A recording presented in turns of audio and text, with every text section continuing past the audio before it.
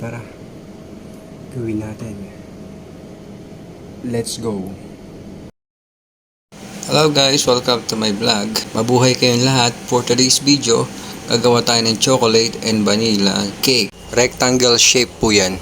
Magde-decorate lang po tayo dyan. At napalamanan ko na po siya.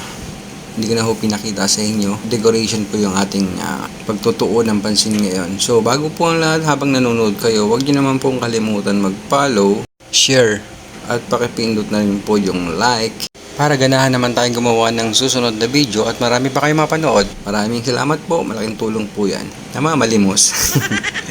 So ayan po, nagde-decorate po tayo dyan. Habang ginuguhitan ko na po siya at nag-prepare na po ako niyan ng mga color na aking gagamitin sa mga bulaklak at saka sa mga dahon. Yan po, green, pink, yellow, orange, and red po ang ating gamit na pambulaklak. Ikot-ikot lang po siya. Napakasimple lang pong panoodin. Habang nanonood kayo, masarap din magkape. So, ganyan po. Ikot-ikot lang. Yung pinakang steam niya is parang shadowing lang na steam. Ayan. Tapos, ikot-ikot lang.